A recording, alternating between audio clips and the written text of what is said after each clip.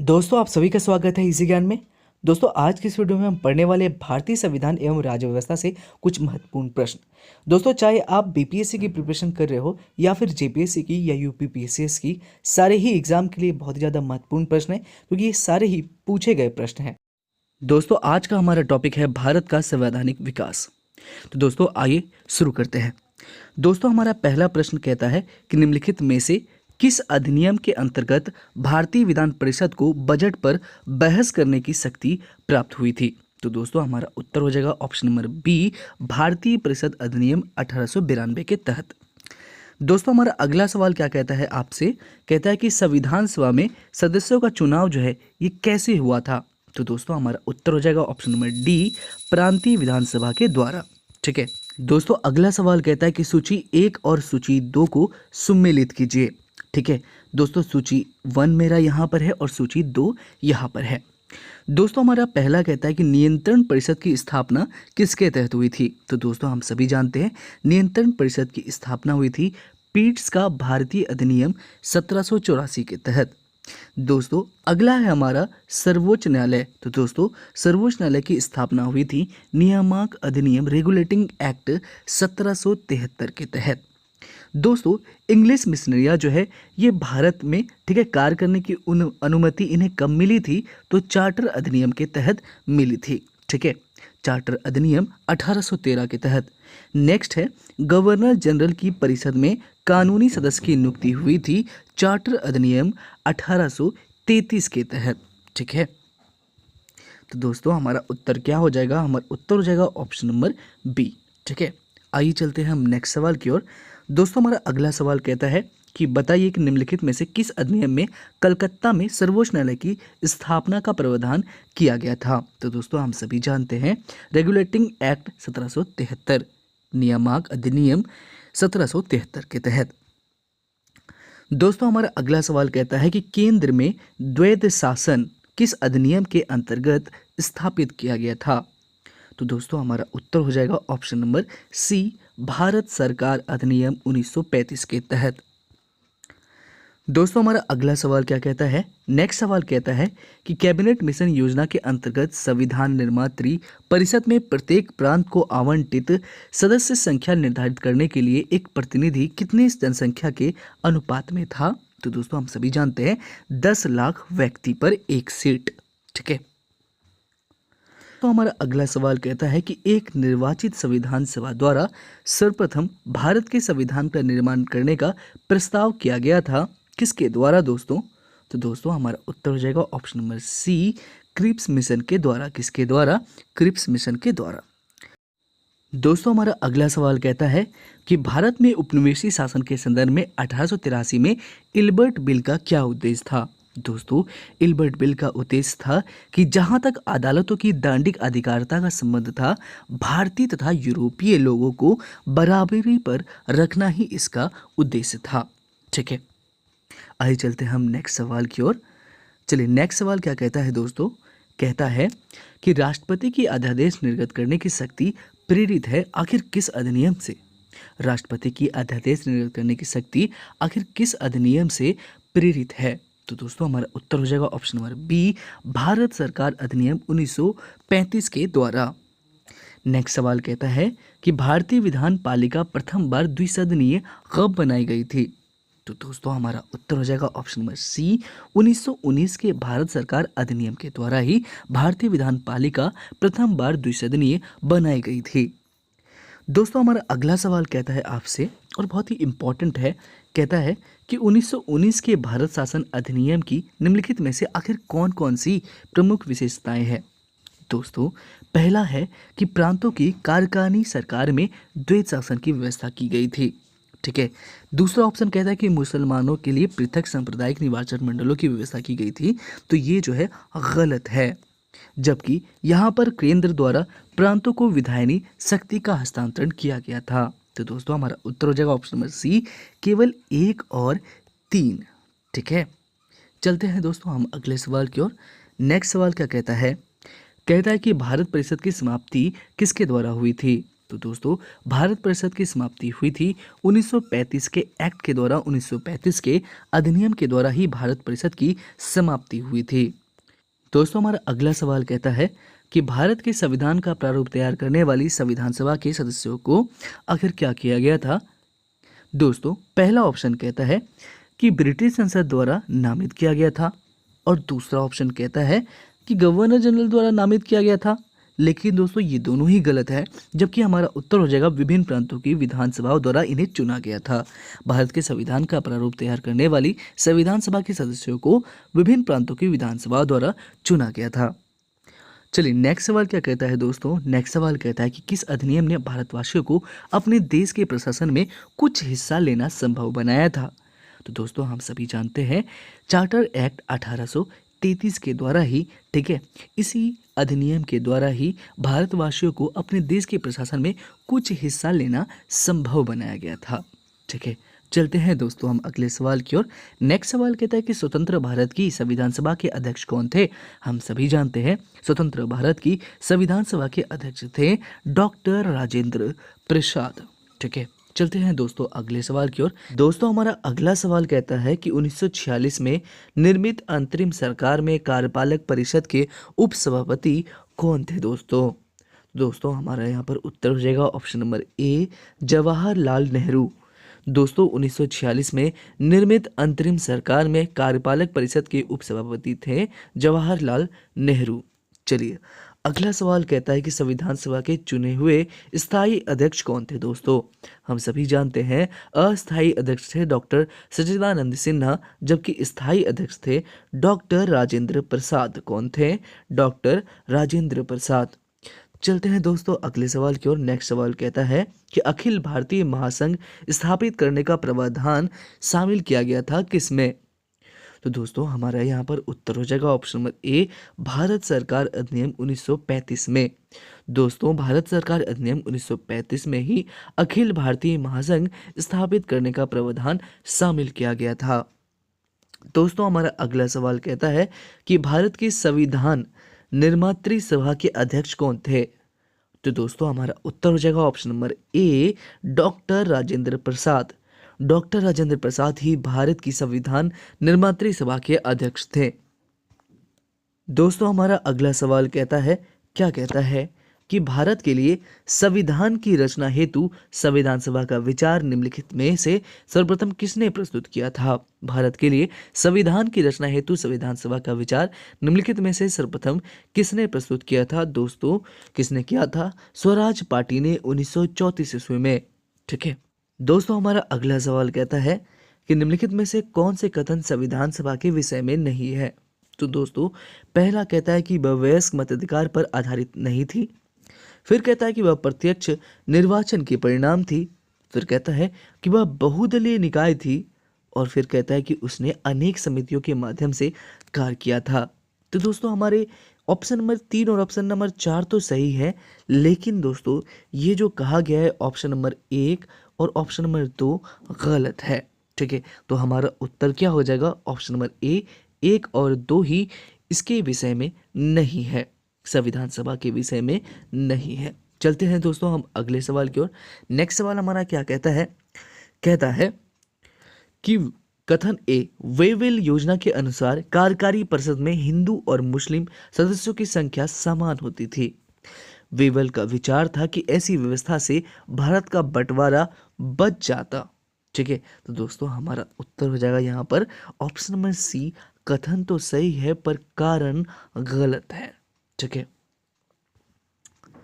चलिए नेक्स्ट सवाल कहता है दोस्तों, कहता है कि भारतीय संविधान सभा की स्थापना की गई थी कब। तो दोस्तों हमारा यहाँ पर उत्तर हो जाएगा ऑप्शन नंबर बी, 9 दिसंबर 1946 को। कब? 9 दिसंबर 1946 को ही भारतीय संविधान सभा की स्थापना की गई थी। चलिए चलते हैं दोस्तों अगले सवाल की ओर। नेक्स्ट सवाल कहता है कि भारतीय संविधान को बनाने हेतु संविधान सभा में कुल कितने अधिवेशन हुए थे। तो दोस्तों याद रखेंगे इसमें कुल 12 अधिवेशन हुए थे। ठीक है, भारतीय संविधान को बनाने हेतु संविधान सभा के कुल 12 अधिवेशन हुए थे। नेक्स्ट सवाल कहता है कि संविधान सभा में वयस्क मताधिकार को 15 वर्ष के लिए स्थगित करने की बात किसने कही थी? तो दोस्तों हमारा उत्तर हो जाएगा ऑप्शन नंबर सी, मौलाना आजाद ने। मौलाना आजाद ने ही संविधान सभा में वयस्क मताधिकार को 15 वर्ष के लिए स्थगित करने की बात कही थी। दोस्तों हमारा अगला सवाल कहता है कि 1935 के अधिनियम के द्वारा स्थापित संघ में अवशेष शक्तियां किसको दी गई थी?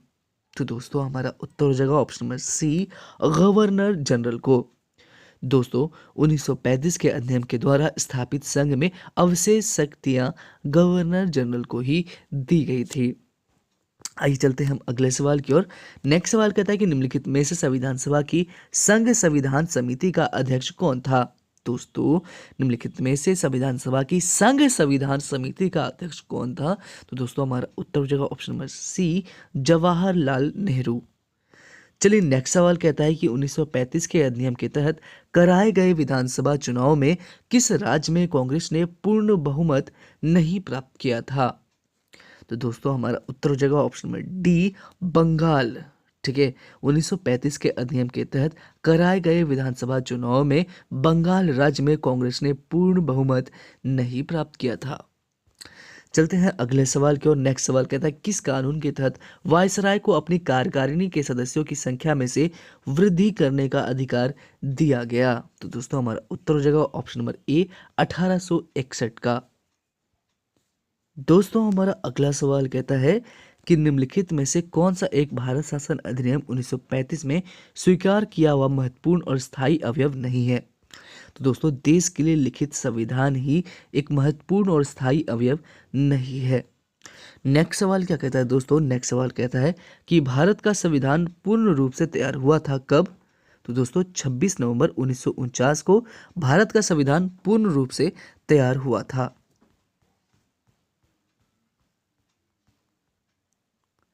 चलिए अगला सवाल क्या कहता है? कहता है कि भारतीय संविधान कब लागू हुआ था? तो दोस्तों 26 जनवरी 1950 को ही भारतीय संविधान लागू हुआ था। चलते हैं हम अगले सवाल की ओर। नेक्स्ट सवाल कहता है कि संविधान सभा के सम्मुख संविधान की प्रस्तावना का प्रस्ताव किसने रखा था? तो दोस्तों हमारा उत्तर हो जाएगा ऑप्शन नंबर ए, जवाहरलाल नेहरू ने। संविधान सभा के सम्मुख संविधान की प्रस्तावना का प्रस्ताव रखा था जवाहरलाल नेहरू ने। चलिए नेक्स्ट सवाल क्या कहता है दोस्तों? कहता है कि भारत के संविधान में केंद्र और राज्यों के बीच किया गया शक्तियों का विभाजन इनमें से किसमें उल्लेखित योजना पर आधारित है? तो दोस्तों हमारा उत्तर हो जाएगा ऑप्शन नंबर सी, भारत शासन अधिनियम 1935।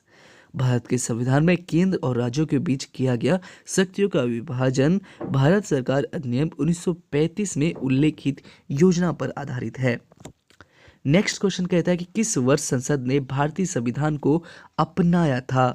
तो दोस्तों हमारा उत्तर हो जाएगा ऑप्शन नंबर सी, 1950 में। नेक्स्ट सवाल कहता है कि 1946 के चुनाव के पश्चात, ठीक है, मुस्लिम लीग ने किस प्रांत में अपनी सरकार बनाई थी? तो दोस्तों हमारा उत्तर हो जाएगा ऑप्शन नंबर ए, बंगाल में। ठीक है, 1946 के चुनाव के पश्चात मुस्लिम लीग ने बंगाल प्रांत में अपनी सरकार बनाई थी। नेक्स्ट, निम्नलिखित में से किसने सुझाव दिया था कि भारत की स्वतंत्रता के बाद भारतीय राष्ट्रीय कांग्रेस को एक राजनीतिक दल के रूप में भंग कर दिया जाना चाहिए? तो दोस्तों हमारा उत्तर हो जाएगा option number D, Mahatma Gandhi ने ही ऐसा सुझाव दिया था। नेक्स्ट सवाल कहता है कि निम्नलिखित कथनों पर आप विचार करें और बताएं कि कौन से कथन इनमें से सही है या गलत है। पहला, तृतीय गोलमेज सम्मेलन के विचार विमर्श की परिणति भारत सरकार अधिनियम 1935 के पारित होने के रूप में हुई है। दूसरा कथन, भारत सरकार अधिनियम 1935 ने ब्रिटिश भारत के सूबों और भारतीय रियासतों के एक संघ पर आधारित ऑल इंडिया फेडरेशन का गठन उपबंध किया था। तो दोस्तों हमारा उत्तर हो जाएगा ऑप्शन नंबर सी, दोनों ही कथन सही हैं। चलते हैं दोस्तों अगले सवाल की ओर। नेक्स्ट सवाल क्या कहता है? कहता है कि आप निम्नलिखित कथनों पर विचार करें। देखिए, कहता है कि भारत की संविधान सभा ने राष्ट्रीय ध्वज का प्रारूप 22 जुलाई 1947 को अपनाया। दूसरा कहता है कि राष्ट्रीय ध्वज के बीच चक्र में 21 तीलियां हैं। और तीसरा कहता है कि राष्ट्रीय ध्वज की चौड़ाई और लंबाई का अनुपात 3:4 है। उपयुक्त कथनों में से कौन से कथन जो है सही हैं? तो दोस्तों हमारा उत्तर हो जाएगा ऑप्शन नंबर बी, केवल एक कथन ही सही है। जो कि भारतीय की संविधान सभा ने राष्ट्रीय ध्वज का प्रारूप 22 जुलाई 1947 को अपनाया था। चलते हैं दोस्तों हम अगले सवाल की ओर। नेक्स्ट सवाल कहता है कि भारत का संविधान देश की आवश्यकताओं की पूर्ति करता है। इनके कारण कहे गए हैं कि इसको एक गृहीत संविधान कहा जाता है। उपयुक्त के संदर्भ में निम्न में से कौन सा एक सत्य कथन है? तो दोस्तों हमारा उत्तर हो जाएगा ऑप्शन नंबर बी। ए और आर दोनों ही सत्य है, परंतु आर ए का सही स्पष्टीकरण नहीं है। नेक्स्ट क्वेश्चन कहता है कि डॉक्टर भीमराव अंबेडकर की अध्यक्षता में संविधान सभा की प्रारूप समिति में कितने अन्य सदस्य थे? कितने अन्य सदस्य थे? तो 6 अन्य सदस्य थे। चलते हैं दोस्तों अगले सवाल की ओर। नेक्स्ट सवाल कहता है कि भारतीय संविधान सभा की प्रारूप समिति का अध्यक्ष कौन था? तो दोस्तों हमारा उत्तर हो जाएगा option number A, doctor Bhimrao Ambedkar. Next सवाल कहता है कि 1937 के चुनाव के पश्चात यूपी में गठित मंत्रिमंडल में किसको वित्त विभाग दिया गया था? तो दोस्तों हमारा उत्तर हो जाएगा option number C, Rafi Ahmed Kidwai को। किसे दोस्तों? रफी अहमद किदवई को। नेक्स्ट सवाल, संविधान सभा ने डॉक्टर भीमराव अंबेडकर की अध्यक्षता में प्रारूप समिति का गठन किया था, कब? तो दोस्तों हमारा उत्तर हो जाएगा ऑप्शन नंबर डी, 29 अगस्त 1947 ईस्वी को, 29 अगस्त 1947 को। दोस्तों हमारा अगला सवाल कहता है कि निम्नलिखित में से किस अधिनियम ने संवैधानिक निरंकुशता के सिद्धांत का अनुमोदन किया था? तो दोस्तों 1935 का अधिनियम ने ही संवैधानिक निरंकुशता के सिद्धांत का अनुमोदन किया था। दोस्तों हमारा अगला सवाल कहता है कि संविधान सभा की प्रांतीय संविधान समिति का अध्यक्ष कौन था? तो दोस्तों हमारा उत्तर हो जाएगा option number D, Sardar Patel. चलिए नेक्स्ट सवाल क्या कहता है? कहता है कि डॉक्टर भीमराव अंबेडकर का जन्म और मृत्यु कब हुआ था? तो दोस्तों 1891 में इसका जन्म हुआ था और 1956 में इसकी मृत्यु हुई थी। चलिए अगला सवाल कहता है कि किस वर्ष में जन गण मन को भारत के राष्ट्रगान के रूप में अपनाया गया? किस वर्ष में जन गण मन को भारत के राष्ट्रगान के रूप में अपनाया गया? तो दोस्तों हमारा उत्तर हो जाएगा ऑप्शन नंबर सी, 1950 ईस्वी में। 1950 में ही जन गण मन को भारत के राष्ट्रगान के रूप में अपनाया गया। चलिए अगला सवाल है जिसे बीपीएससी में पूछा गया था। पहले यूपीपीसीएस के सवाल को देख लेते हैं। संविधान पांडुलेखन समिति का निम्न में से कौन सदस्य नहीं था? संविधान पांडुलेखन समिति का निम्न में से कौन सदस्य नहीं था? तो दोस्तों हमारा उत्तर हो जाएगा option number D, Jawaharlal Nehru सदस्य पांडुलेखन समिति में नहीं थे। चलते हैं दोस्तों अगले सवाल की ओर। नेक्स्ट सवाल क्या कहता है? कहता है कि भारतीय संविधान को अपनाया गया था किसके द्वारा दोस्तों? तो दोस्तों भारतीय संविधान को संविधान सभा के द्वारा अपनाया गया था। ठीक है दोस्तों हमारा अगला सवाल कहता है ये बताइए कि भारत के संविधान के निर्माण में संविधान सभा को कितना समय लगा था? तो दोस्तों हमारा उत्तर हो जाएगा ऑप्शन नंबर ए, 2 वर्ष 11 माह 18 दिन। चलते हैं अगले सवाल की ओर। नेक्स्ट सवाल कहता है कि बताइए कि भारत शासन द्वारा राजकीय चिन्ह स्टेट एम्बलम कब से अंगीकृत किया गया था? तो दोस्तों हमारा उत्तर हो जाएगा ऑप्शन नंबर डी, 26 जनवरी 1950 से। चलते हैं अगले सवाल की ओर। नेक्स्ट सवाल कहता है कि संविधान निर्मात्री परिषद की झंडा समिति के अध्यक्ष कौन थे? तो दोस्तों हमारा उत्तर हो जाएगा option number B, doctor Rajendra Prasad. चलिए अगला सवाल कहता है कि भारत को एक संविधान देने का प्रस्ताव संविधान सभा द्वारा पारित किया गया था, कब? तो दोस्तों हमारा उत्तर हो जाएगा ऑप्शन नंबर बी, 22 जनवरी 1947 को। ठीक है दोस्तों भारत को एक संविधान देने का प्रस्ताव 22 जनवरी 1947 ईस्वी को ही पारित किया गया था संविधान सभा के द्वारा। ठीक है चलिए चलते हैं दोस्तों हम अगले सवाल की ओर। नेक्स्ट सवाल कहता है कि भारत की स्वतंत्रता के समय इंग्लैंड में किस पार्टी की सरकार थी? तो हमारा उत्तर हो जाएगा option number C, labour party की सरकार थी। चलते हैं अगले सवाल की ओर। नेक्स्ट सवाल कहता है कि भारतीय संविधान सभा की पहली बैठक कब हुई थी? तो दोस्तों हमारा उत्तर हो जाएगा ऑप्शन नंबर सी, 9 दिसंबर 1946 को। 9 दिसंबर 1946 को ही भारतीय संविधान सभा की पहली बैठक हुई थी। नेक्स्ट सवाल, बी आर अम्बेडकर का संविधान सभा में निर्वाचन हुआ था किस ओर से? तो दोस्तों हमारा उत्तर हो जाएगा option number B, Mumbai presidency से। याद रखेंगे, B.R. अम्बेडकर का संविधान सभा में निर्वाचन हुआ था मुंबई प्रेसिडेंसी से ही। नेक्स्ट सवाल, निम्नलिखित अधिनियमों में से किस अधिनियम के फलस्वरूप बर्मा भारत से अलग हुआ था? तो दोस्तों हमारा उत्तर हो जाएगा option number C, government of India act 1935 के तहत ही। चलते हैं दोस्तों हम अगले सवाल की ओर। चलिए, नेक्स्ट सवाल हमारा क्या कहता है। चलिए, नेक्स्ट सवाल कहता है कि बताइए कि भारत की संविधान सभा ने राष्ट्रीय ध्वज को सर्वप्रथम कब स्वीकार किया गया था? तो दोस्तों हमारा उत्तर हो जाएगा ऑप्शन नंबर ए, 22 जुलाई 1947 को। चलिए, अगला सवाल कहता है कि संविधान सभा में उद्देश्य प्रस्ताव निम्न में से किस एक के द्वारा प्रस्तुत किया गया था? तो दोस्तों हमारा उत्तर हो जाएगा option number B, Pandit Jawaharlal Nehru के द्वारा ही। चलते हैं दोस्तों हम अगले सवाल की ओर। नेक्स्ट सवाल कहता है कि भारतीय संविधान को 26 नवंबर 1949 को किसके द्वारा अधिनियमित किया गया था? तो दोस्तों संविधान सभा के द्वारा ही। चलते हैं दोस्तों हम अगले सवाल की ओर। नेक्स्ट सवाल हमारा क्या कहता है कि निम्नलिखित में से कौन अगस्त 1946 में गठित प्रथम अंतरिम राष्ट्रीय सरकार का सदस्य नहीं था? तो दोस्तों हमारा उत्तर हो जाएगा option number C, doctor S Radhakrishnan ही अगस्त 1946 ईस्वी में गठित प्रथम अंतरिम राष्ट्रीय सरकार का सदस्य नहीं था। अगला सवाल, निम्नलिखित में से किस एक अधिनियम के द्वारा भारत में संघीय न्यायालय की स्थापना की गई है?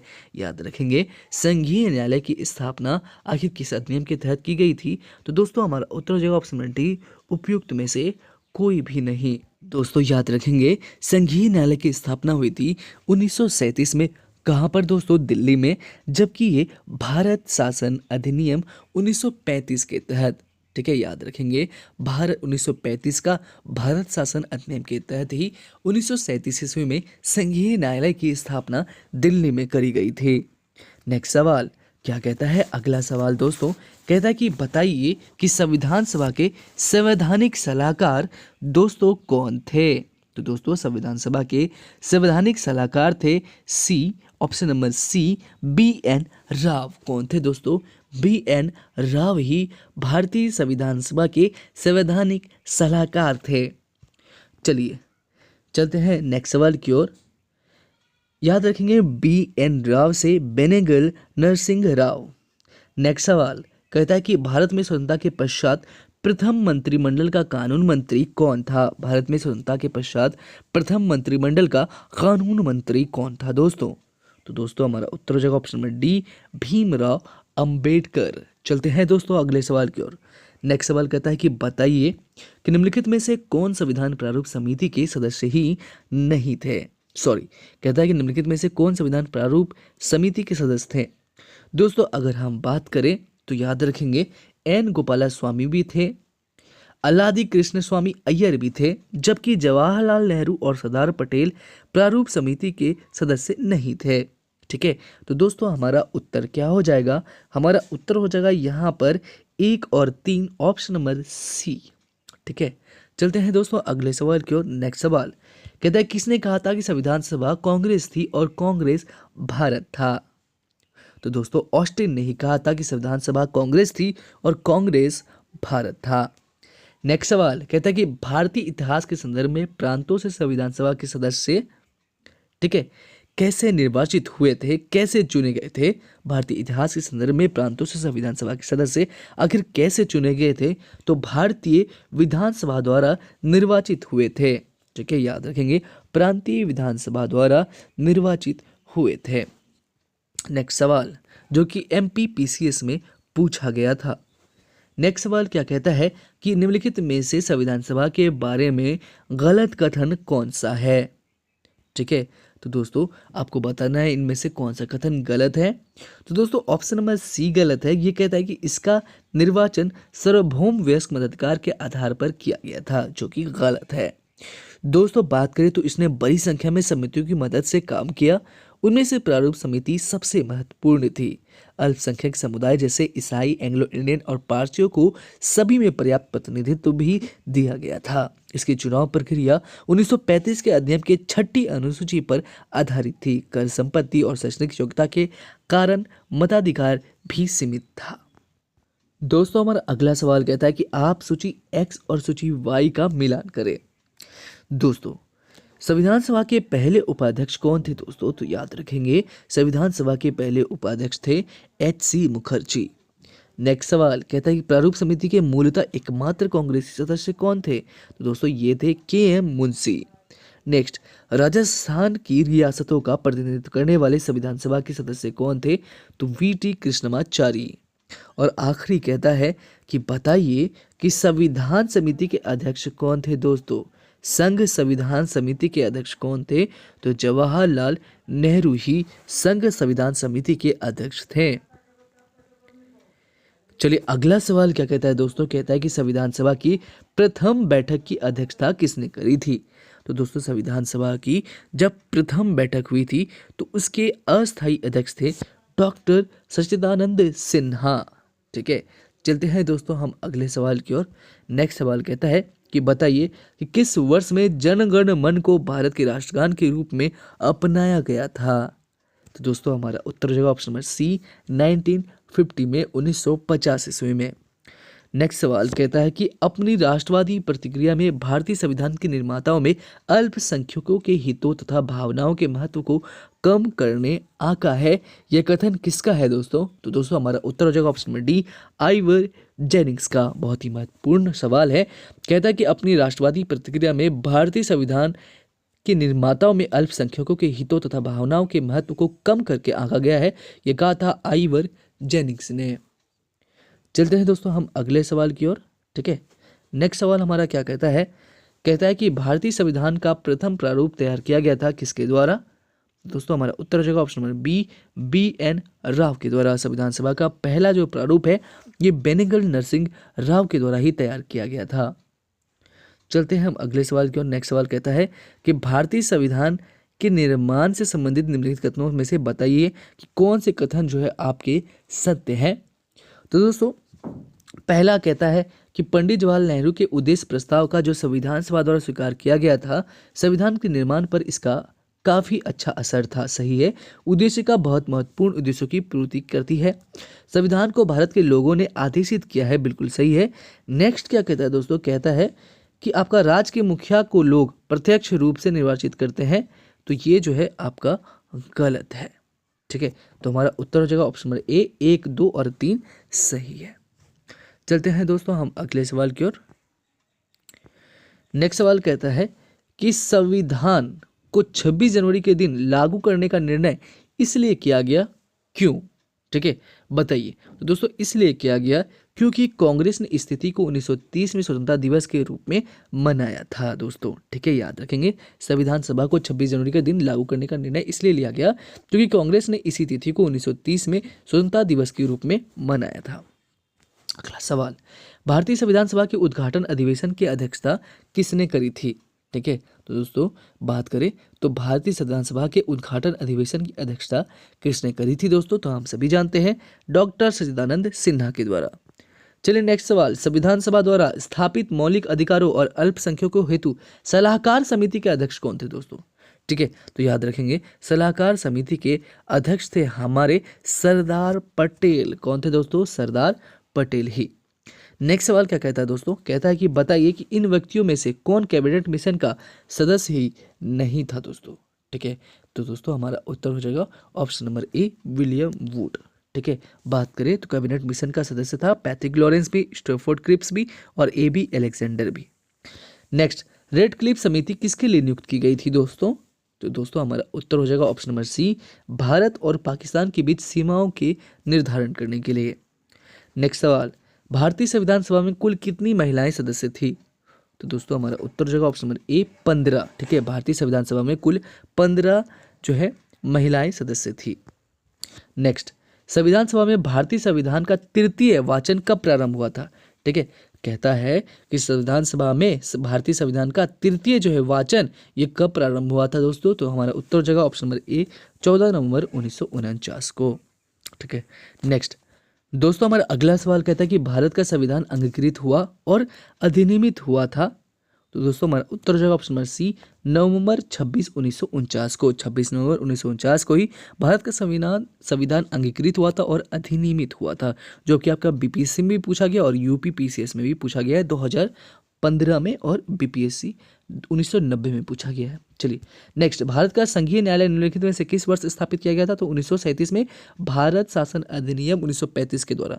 चलिए अगला सवाल क्या कहता है दोस्तों, कहता है कि निम्नलिखित में से भारत सरकार अधिनियम 1935 की मुख्य विशेषता में से कौन जो है एक नहीं था? दोस्तों इस अधिनियम के तहत तो अखिल भारतीय महासंघ की प्रावधान की गई थी, ठीक है। अवशिष्ट विषय प्रांतीय विधायकों को आवंटित किए गए थे। यह प्रांतीय स्वायत्तता के सूत्रपात का संकेत था और इसमें प्रांतीय स्तर पर द्वैत शासन प्रणाली को समाप्त करके केंद्र में लागू किया गया था। तो दोस्तों हमारा यहाँ पर उत्तर हो जाएगा आपका ऑप्शन नंबर बी गलत है, ठीक है। अवशिष्ट विषयों प्रांतीय विधायकों को आवंटित किया गया था, ये जो है गलत है आपका। नेक्स्ट क्या कहता है, बताइए कि 1935 का गवर्नमेंट ऑफ इंडिया एक्ट क्यों महत्वपूर्ण था?